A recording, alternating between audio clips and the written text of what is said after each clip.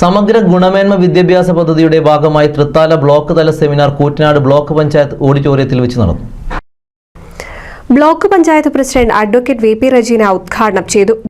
എല്ലാവരും കൂട്ടായിട്ടുള്ള ഒരു പ്രവർത്തനം നടത്തിയതിന്റെ ഭാഗമായിട്ടാണ് നമ്മുടെ വിദ്യാഭ്യാസ മേഖലയ്ക്ക് ഏറെ മുന്നോട്ട് പോകുവാൻ സാധിച്ചിട്ടുള്ളത്. തർക്കമില്ലാത്ത വസ്തുതയാണ്.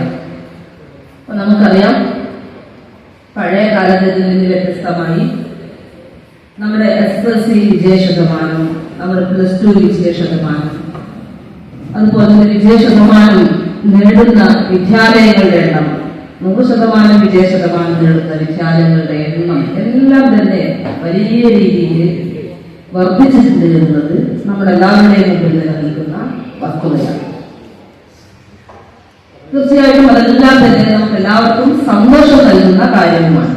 പക്ഷെ അങ്ങനെയൊക്കെ പറയുമ്പോഴും നേരത്തെ ഇവിടെ എനിക്ക് മുമ്പേ സംസാരിച്ച രണ്ടാളുകൾ സൂചിപ്പിച്ചതുപോലെ എവിടെയോ ചെറിയ ചെറിയ പോരായ്മകൾ, തീർച്ചയായിട്ടും തിരുത്തപ്പെടേണ്ടുന്ന, പരിഹരിക്കപ്പെടേണ്ടതായിട്ടുള്ള പോരായ്മകൾ നമ്മുടെ വിദ്യാഭ്യാസ മേഖലയ്ക്ക് നിലനിൽക്കുന്നു എന്നുള്ളത് ഒരു യാഥാർത്ഥ്യമാണ്. ബ്ലോക്ക് പഞ്ചായത്ത് വിദ്യാഭ്യാസ standing committee chairman A. Krishnakumar അധ്യക്ഷനായി. ഗവൺമെന്റ് ഒരു കമ്മിറ്റി വെച്ചിട്ട് അതിന്റെ മെമ്പറാണ്. ഞാൻ മാസ്റ്റർ സ്കൂളൊക്കെ കഴിഞ്ഞ ദിവസം പോയിരുന്നു, വടനാട് സ്കൂളൊക്കെ പോയിരുന്നു. ക്വാളിറ്റി ടൈം കുട്ടിക്കും ടീച്ചർക്കും ഇടയിൽ പരസ്പരം അറിയാനും മനസ്സിലാക്കാനും ആവശ്യമായ രീതിയിൽ ക്വാളിറ്റി ടൈം എൻഷുർ ചെയ്യുന്നതിന് വേണ്ടിയുള്ള സമീപനം ഗവൺമെന്റ് ഭാഗത്ത് വരുന്നു. ഗ്രാമപഞ്ചായത്ത് പ്രസിഡന്റുമാരായ ടി സുഹറ, വിജേഷ് കുട്ടൻ, ജില്ലാ പഞ്ചായത്ത് അംഗം ഷാനിബ, ബ്ലോക്ക് പഞ്ചായത്ത് അംഗം ഗീത, ഡയറ്റ് പ്രതിനിധി സുനിൽ അലക്സ്, HM ഫോറം പ്രതിനിധി E. ബാലകൃഷ്ണൻ, അധ്യാപക സംഘടനാ പ്രതിനിധികൾ എന്നിവർ സംസാരിച്ചു.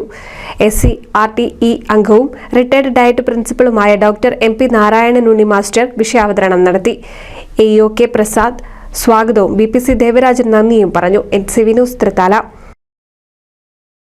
ഈ അവധിക്കാലം ആർത്തുല്ലസിക്കാൻ മാർച്ച് 28 മുതൽ ആഴക്കടലിലെ മത്സ്യകന്യകകൾ ആദ്യമായി എടപ്പാൾ സഫാരി ഗ്രൗണ്ടിൽ. മാർച്ച് 28 മുതൽ എല്ലാ ദിവസവും വൈകുന്നേരം 4 മണി മുതൽ രാത്രി 10 മണി വരെ.